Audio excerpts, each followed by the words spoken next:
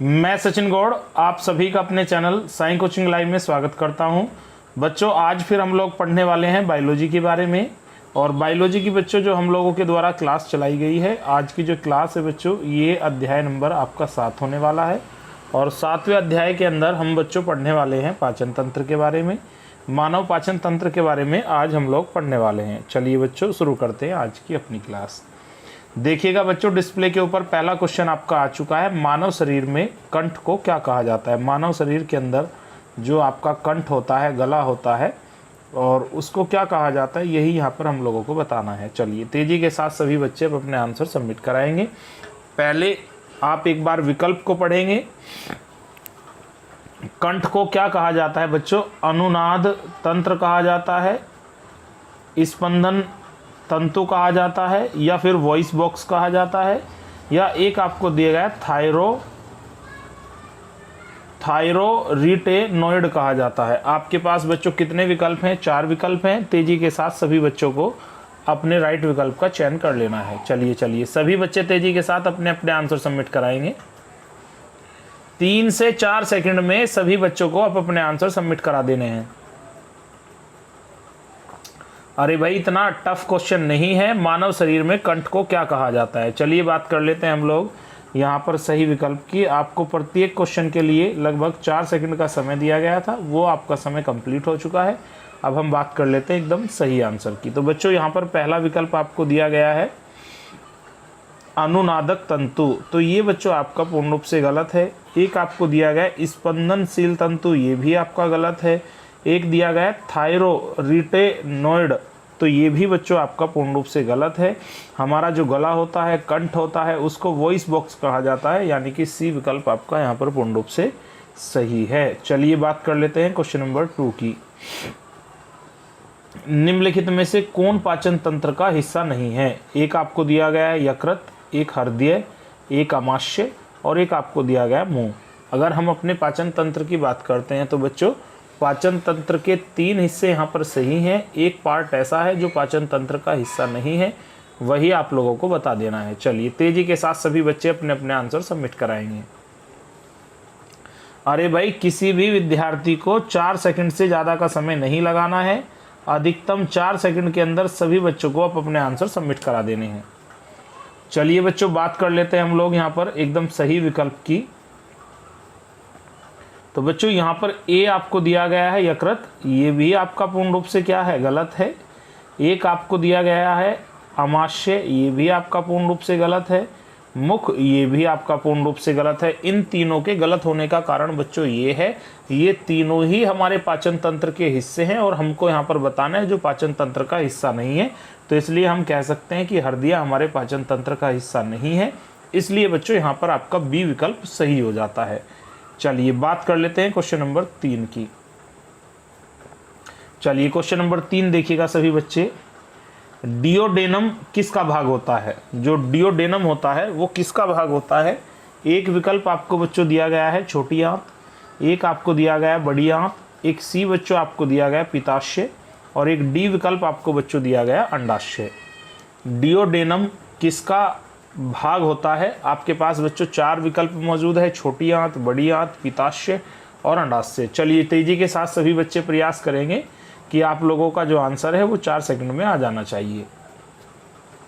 I hope that आप सभी को क्लास अच्छे से समझ में आ रही होगी। जो क्वेश्चन आपको क्लैरिफाई नहीं होते हैं उनको याद कीजिएगा। कुछ क्वेश्चन बच्चों फैक्ट बेस होते हैं, उनसे हम लोगों को बहुत लाभ मिलने वाला है। चलिए बच्चों बात कर लेते हैं यहाँ पर हम एकदम सही आंसर की। तो पहला देखिएगा सभी बच्चों, डियोडेनम जो भाग है वो किसका होता है? अंडाशय बच्चों यहाँ पर गलत है। एक आपको पित्ताशय दिया गया है, ये भी आपका गलत है। एक आपको दिया गया है बड़ी आंत बच्चों, ये भी आपका गलत है। यहाँ पर जो आपका सही आंसर है बच्चों वो छोटी आंत है, यही सभी बच्चों को ध्यान रख लेना है। चलिए बच्चा बात कर लेते हैं क्वेश्चन नंबर 4 की। 4 भी बहुत अच्छा क्वेश्चन है। एक मानव जीभ पर औसतन कितनी स्वाद कलिकाएं मौजूद होती है? हमारी जो जीभ होती है उस पर छोटे छोटे जो डॉट होते हैं उनको हम स्वाद कलिकाएं या स्वाद ग्रंथियां कहते हैं। तो उनकी संख्या लगभग कितनी होती है? 2000 से 8000, 5000 से 10,000, एक है 1 मिलियन से 10 मिलियन, और एक बच्चों आपको दिया गया 10 मिलियन से अधिक। बहुत ही अच्छा क्वेश्चन है। बहुत ही डिमांडेड क्वेश्चन है। जो हमारी स्वाद ग्रंथियाँ होती हैं उनके कारण हम किसी भी अच्छी गर्म चीज़ का स्वाद ले पाते हैं, और उनकी संख्या अगर कभी आपको बतानी पड़े तो आपके पास बच्चों 4 विकल्प मौजूद हैं। तेजी के साथ सभी बच्चे अपने आंसर सबमिट कराइएगा। चलिए बच्चों, कितनी होती है उनकी संख्या, तेजी के साथ बताइएगा। चलिए बच्चों, बात कर लेते हैं हम लोग सही विकल्प की, क्योंकि 4 सेकंड एक माइनर सा समय होता है। आपको 4 से भी ज़्यादा सेकंड दी जाती है, लेकिन आप लोगों के आंसर नहीं आते हैं तो बहुत गलत बात है। सभी बच्चों को लाइव चैट बॉक्स में अपने आंसर सबमिट कराने हैं। तो डी बच्चों आपका यहाँ पर गलत है, सी भी आपका गलत है और बी भी आपका गलत है। मनुष्य की जो जीभ होती है उसके ऊपर जो स्वाद कलिकाएँ होती हैं उनकी संख्या बच्चों कितनी होती है, 2000 से 8000 के मध्य होती है। चलिए बात कर लेते हैं हम क्वेश्चन नंबर 5 की। एक वयस्क मानव का पूरा पाचन तंत्र यानी मुख से गुदा तक जो होता है उसकी लंबाई कितनी होती है। मानव के यदि हम पूरे पाचन तंत्र की बच्चों बात करते हैं तो पाचन तंत्र की लंबाई कितनी होती है ये आप लोगों को बताना है। यहाँ पर एक आपको दिया गया 8 मीटर, एक आपको दिया गया 7 मीटर, एक बच्चों आपको दिया गया है 10 मीटर, एक आपको दिया गया 9 मीटर। एक वयस्क व्यक्ति के मुख से लेकर गुदा तक जो टोटल हमारा पाचन तंत्र है उसकी लंबाई कितने मीटर होती है। 4 विकल्प बच्चों आपके पास मौजूद है, 8 मीटर, 7 मीटर, एक आपको दिया गया है 10 मीटर, एक बच्चों डी आपको दिया गया है 9 मीटर। चलिएगा बच्चा, तेजी से आप अपने आंसर सबमिट कराइएगा। बहुत ज़्यादा समय आज की क्लास में आपको नहीं मिलने वाला है। आज की क्लास भी बच्चों थोड़ी छोटी होने वाली है। आज थोड़ा सा जो मैं किसी कार्य में व्यस्त हूँ इसलिए मैं आपको ज़्यादा टाइम नहीं दे पाऊँगा, लेकिन फिर भी हम लोग 8-10 क्वेश्चन की क्लास लेकर चलने वाले हैं। तो सभी बच्चे जब तक भी हम लोग क्लास को लेकर चलते हैं तो अच्छे से आंसर देंगे। चलिए बच्चों, यहाँ पर देखिएगा राइट आंसर ए आपका बच्चों गलत है, बी भी आपका गलत है, सी भी आपका गलत है। अगर हम एक वयस्क मानव की बात करते हैं तो उसकी जो पाचन तंत्र है उसकी लंबाई बच्चों कितनी होती है, 9 मीटर होती है। आपको थोड़ा सा आइडिया हो जाना चाहिए, 6.25 मीटर के समथिंग तो हमारी छोटी आंत होती है।